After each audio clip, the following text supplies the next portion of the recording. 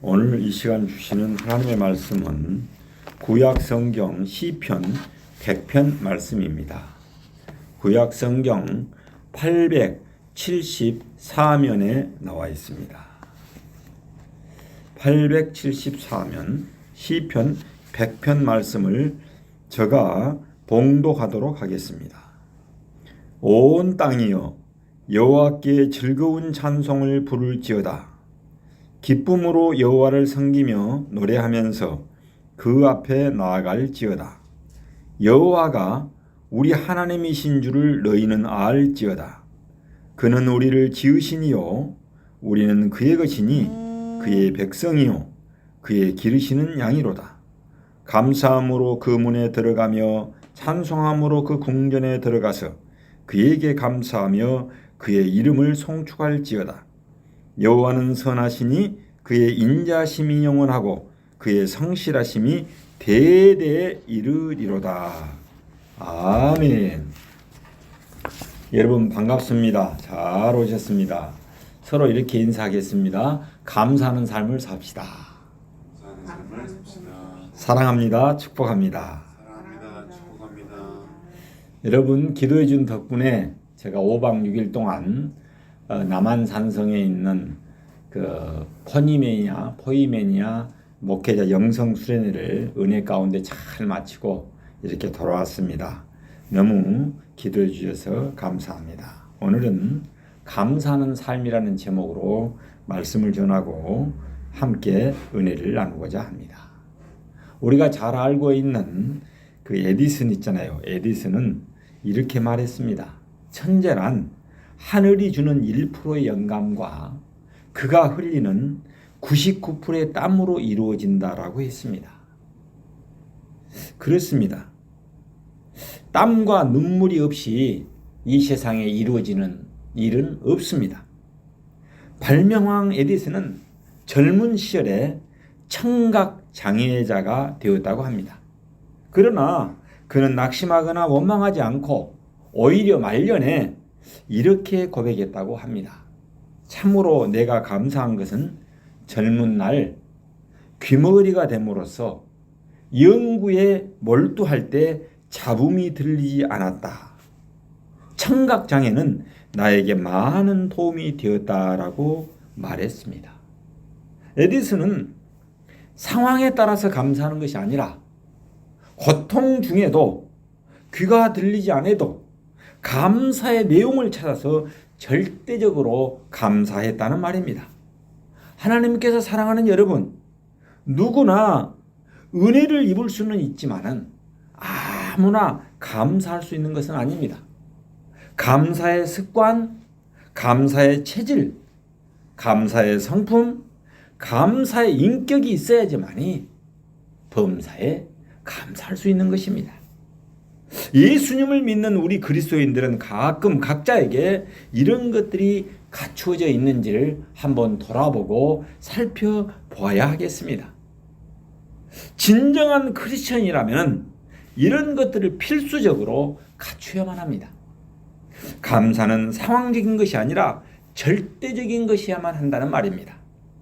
그래서 데살로니가전서 신약성경 데살로니가전서 5장 15절에 보면 이렇게 말씀하고 있습니다. 범사에 감사하라.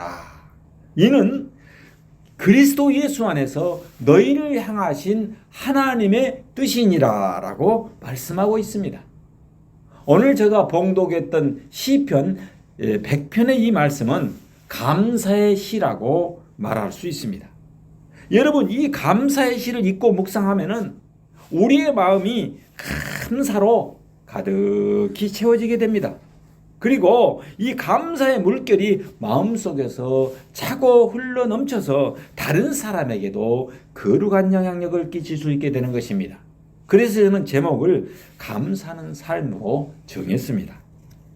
감사가 유행처럼 번져서 모든 사람들의 마음속에 가득하게 된다면 얼마나 이 세상이 아름다운 세상, 아름다운 사회, 아름다운 지구촌이 될 수 있겠습니까? 감사가 가득 찬 우리의 심령, 감사가 가득 찬 우리의 가정, 감사가 가득 찬 우리의 교회, 감사가 가득 찬 우리의 세상을 꿈꾸면서 함께 은혜를 나누는 소중한 시간이 되시길 바랍니다. 하나님께서 사랑하는 여러분, 나비 효과라는 말을 여러분 들어보셨습니까? 이 나비 효과라는 말이 있습니다. 이 말은 브라질에서 나비 한 마리가 이렇게 날개짓을 했는데 그로 인해서 텍사스에서 토네이도가 일어날 수 있다는 그런 유명한 이론입니다. 미국의 기상학자 에드워드 로렌츠가 1972년 미국의 과학부흥협회에서 실시한 강연 제목인 예측 가능성, 브라질에서 한 나비의 날개짓이 텍사스의 돌풍을 일으킬 수도 있는가라는 이 논문 제목에서 유래하게 되었습니다. 이것은 아주 사소한 것이 큰 결과를 가져올 수 있다는 뜻으로 사용되고 있습니다. 초기 조건의 작은 차이가 일련의 사건을 거쳐서 토네이도와 같은 거시적인 현상을 일으킨다는 것입니다.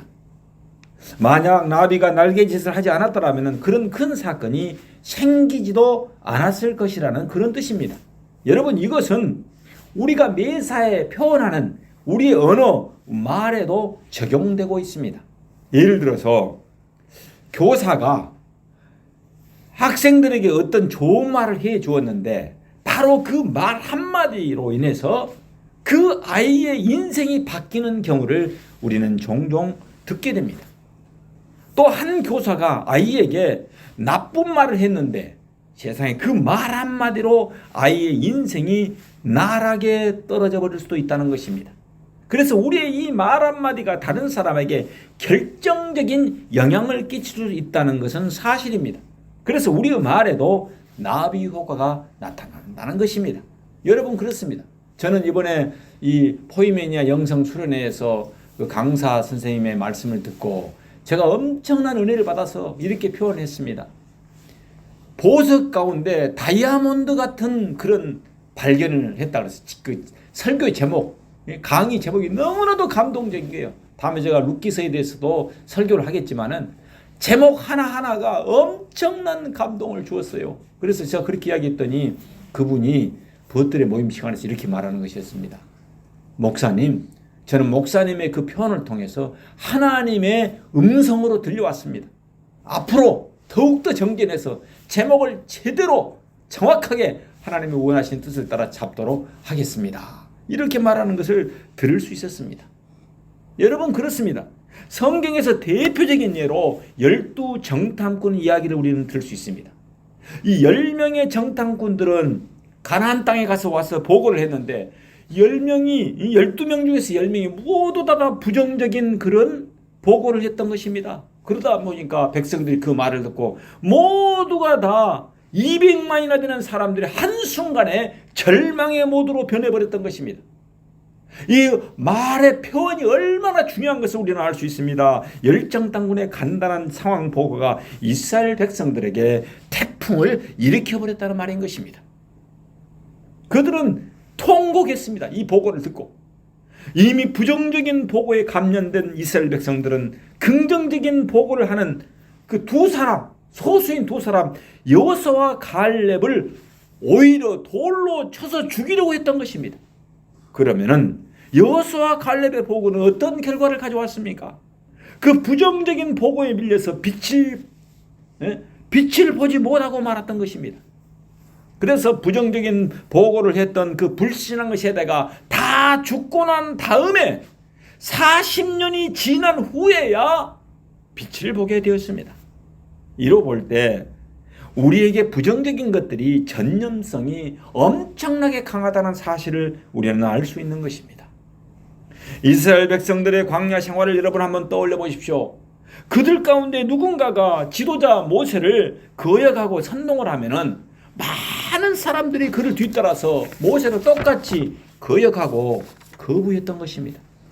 그들 가운데 누군가가 고기가 먹고 싶다 광야에서 이렇게 불평하게 되면 백성들에게 그 영향력이 미쳐가지고 하나같이 고기가 먹고 싶다 이렇게 우리가 너무 광야 생활이 힘들니까 이제는 애굽으로 돌아가자, 하나님의 말씀 따라서 지금 전진해 나가야 되는데 한 사람의 부정적인 그 언어가 백성 쳐버렸던 것입니다.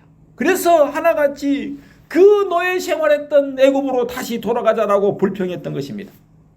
그들 가운데 누군가가 목이 마르다라고 또 불평을 하게 되면 그 불평이 이렇게 번져가지고 온 백성들이 불평을 했던 것입니다. 여러분, 그리고 온 백성이 하나님의 뜻을 거역했습니다. 사실 이스라엘 백성들은 하나님의 인도하심으로 홍해를 땅처럼 건넜습니다. 하늘에서 만나를 먹었습니다. 그리고 반석에서 생수를 마셨던 사람들입니다. 그들은 날마다 기적을 경험했던 사람입니다. 그럼에도 불구하고 누군가가 불평 한마디로 선동하게 되면 곧 그 백성들이 같은 불평을 했던 것입니다. 그리고 그 몸쓰리 나고 다시는 가고 싶지 않는 애굽으로 다시 돌아가자라고 아우성을 쳤던 것입니다. 하나님께서 사랑하는 여러분, 어느 누군가가 불평이나 원망, 의심이나 불안 같은 것으로 선동을 하게 되면 사람들은 쉽게 그 영향을 받아버립니다. 한두 사람의 부정적인 바이러스가 수많은 군중들을 잘못된 길로 인도하는 것입니다. 그 부정적인 파장의 진원지가 되는 사람이 있습니다. 그 사람은 군중들 사이에서 숨어버리기 때문에 아무도 그 사람을 찾지 못하고 책임을 물을 수도 없습니다. 그러나 그 숨어서 부정적으로 선동하는 사람으로 인해서 나라와 민족이 파멸의 길로 추락하게 되기도 하는 것입니다. 하나님께서 사랑하는 여러분, 여기에 긍정적인 영향력을 끼치는 사람이 있습니다. 한 사람의 비전과 확신이 역사를 바꾸어 버릴 수도 있습니다. 2차 세계대전 때 영국의 처칠은 강력한 리더십으로 전쟁을 승리로 이끌었습니다. 그 사람의 구호가 무엇입니까? Never give up. 한번 따라합시다. Never give up. Never give up. 결코 포기하지 말라는 것입니다. 결코 포기하지 않는 지도자의 리더십이 전쟁을 승리로 이끌었습니다. 여기서 우리가 기억해야 할 중요한 것이 무엇입니까? 여러분, 그것은 서로에게 영향력을 주고받는 존재라는 사실을 한시도 잊지 말기 바랍니다. 남편은 아내에게 영향력을 주고, 아내는 남편에게 영향력을 주고, 아버지는 자녀들에게 영향력을 주고, 자녀들은 아버지에게 영향력을 주고, 이 우리의 말 한마디가 영향력을 주고 있다는 사실을 우리는 한시도 잊지 않아야 합니다. 그리스도인들은, 예수님을 구주로 믿는 그리스도인들은 긍정적인 영향력을 끼치는 사람들인 것입니다. 다른 사람들에게 축복이 되도록 영향력을 끼쳐야 합니다. 이웃 사람들을 구원하고 살리는 데 도움이 되도록 영향력을 끼쳐야 하는 것입니다.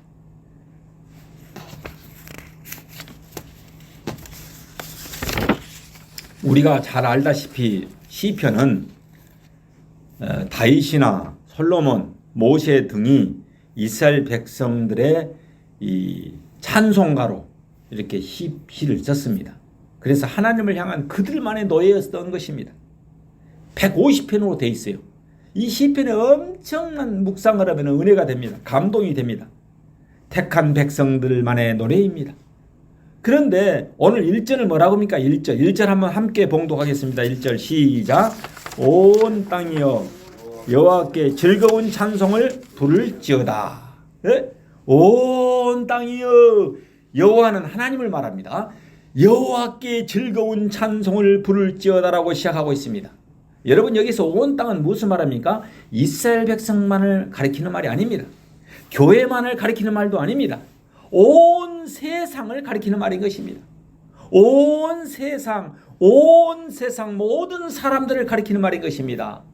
세상의 모든 사람들이 이 노래에 동참하여 함께 부르자는 것입니다.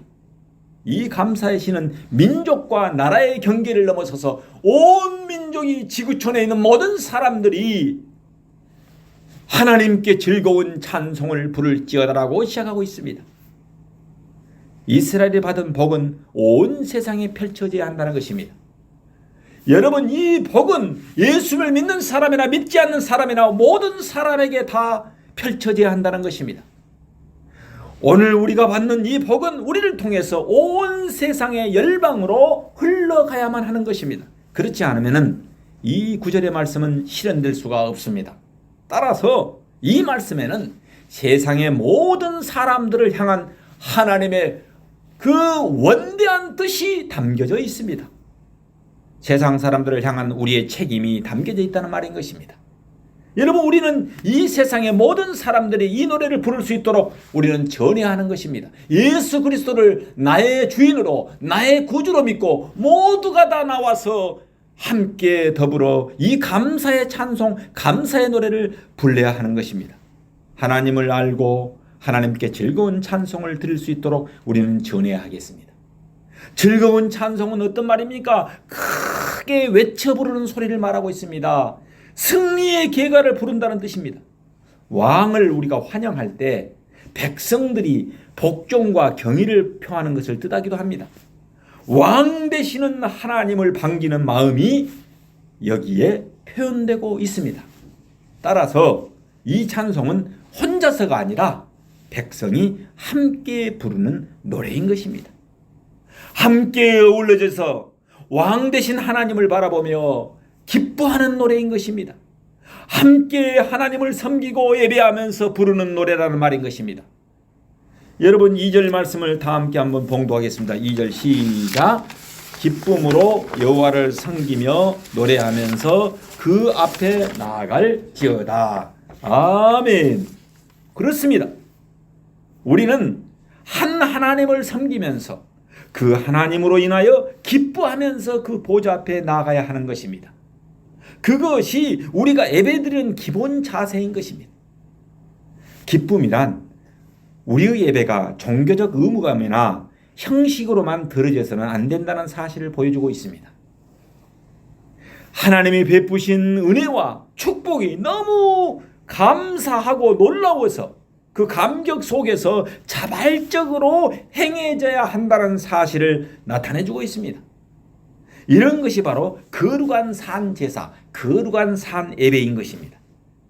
이런 것이 진정과 신령과 진정한 예배인 것입니다. 영과 진리로 드려지는 예배라는 말입니다.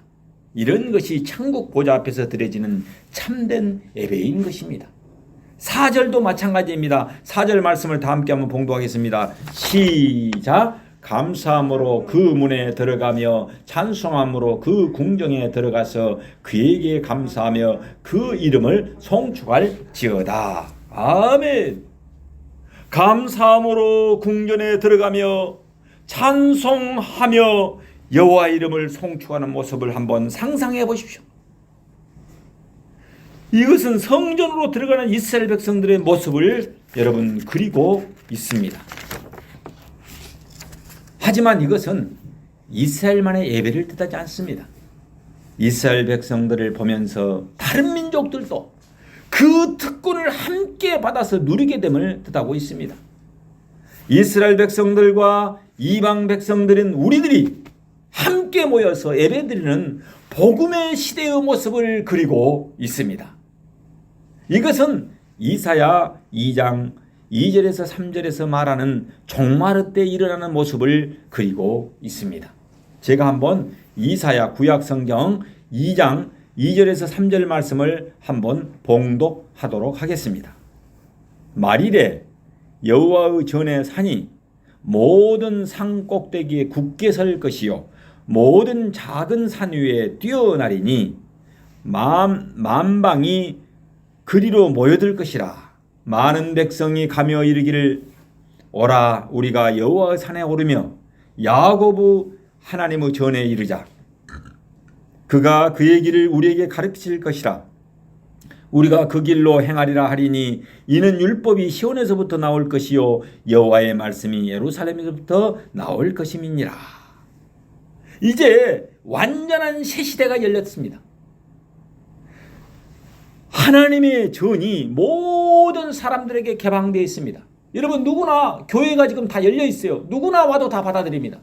많이 배운 사람, 적게 배운 사람, 가난한 사람, 부유한 사람, 병든 사람, 건강한 사람, 누구나 할 것 없이 모든 사람들이 오도록 개방되어 있습니다. 누구나 예수 그리스도를 주인으로 이 구세주로 영접하고 믿기만 하면은 그 축복의 장소에 모두가 다 들어갈 수 있다는 말씀인 것입니다. 그래서 불행이 끝나고 행복이 시작되는 것입니다. 여기서 하나님의 무한한 사랑과 은혜를 마음껏 누릴 수 있게 되어 있습니다. 따라서 우리는 우리의 예배가 모든 사람들에게 활짝 열리도록 우리는 초청하고 우리는 함께 예배드리도록 노력해야 하는 것입니다. 하나님의 사랑을 다른 사람들과 공유하게 되기를 소원해야 되는 것입니다. 나만 예배드리는데 끝나는 것이 아니라 나의 친한 친구들, 모든 사람, 많은 사람들이 함께 더불어 이 메시지를 들을 수 있도록 해야 된다는 것입니다. 우리는 이러한 함께 기뻐하며 찬송하며 예배드리는 일이 이루어지기를 갈망해야 되는 것입니다. 그리고 이 일에 최선을 다해야 하는 것입니다. 여러분, 우리가 잘 아는 러시아의 대문호 도스토옙스키를 여러분 잘 알 것입니다. 그는 1849년 28세의 나이에 사회주의 혁명단체에 가입했다는 그런 죄로 인해서 사형을 당하게 되었습니다. 영하 50도가 넘는 추운 어느 겨울날 그는 사형장으로 끌려갔습니다. 그를 포함한 3사람이 기둥에 묶였는데 그는 가운데에 묶였다고 합니다. 이제 그에게는 최후의 5분만이 남게 되어 있습니다. 그는 이제 자신에게 남은 5분을 어떻게 쓸까 고민하기 시작했습니다. 그래서 이분은 사형장에 같이 끌려온 사람들에게 한마디씩 하는 데 쓰고, 나머지 이분은 지금까지 살아온 인생을 정리하는 데 쓰고, 최후의 일부는 하늘과 땅, 산과 들판을 둘러보리라, 이렇게 마음을 먹었습니다. 그리고 나서 잠시 눈물을 흘리면서 두 사람과 인사를 하고 가족들을 생각을 했는데 금방 2분이 지나가 버렸습니다. 그러다 보니 이제 3분밖에 남아있지 않았습니다. 마음이 점점 다급해졌습니다. 이제 나는 어디로 가게 되는 것일까? 이러한 생각을 하다가 갑자기 앞이 캄캄해졌습니다.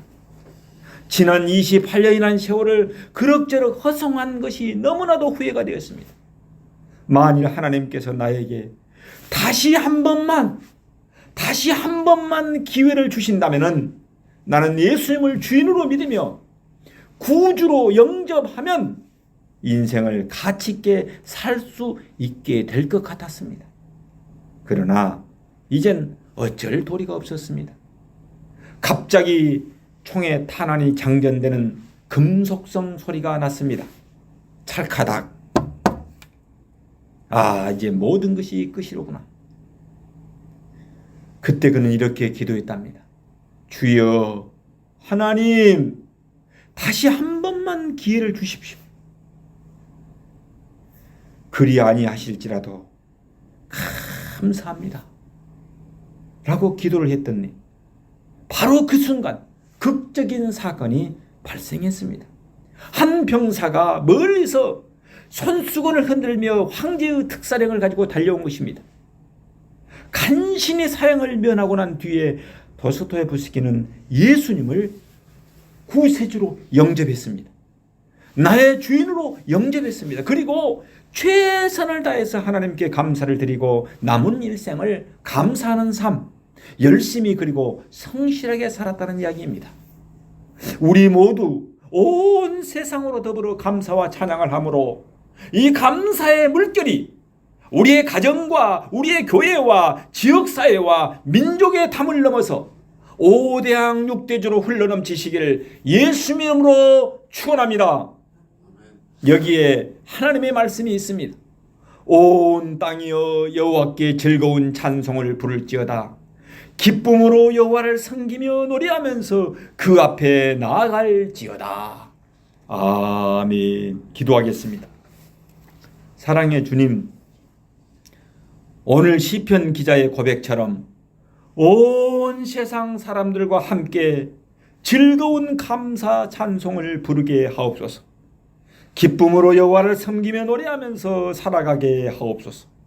감사함으로 교회에 나오게 하시고 찬송함으로 직장에 나아가서 하나님의 이름을, 예수 그리스도의 이름을 송축하는 삶을 살게 하옵소서. 감사와 찬양 받으시기에 합당하신 예수님의 이름으로 기도하옵나이다. 아멘.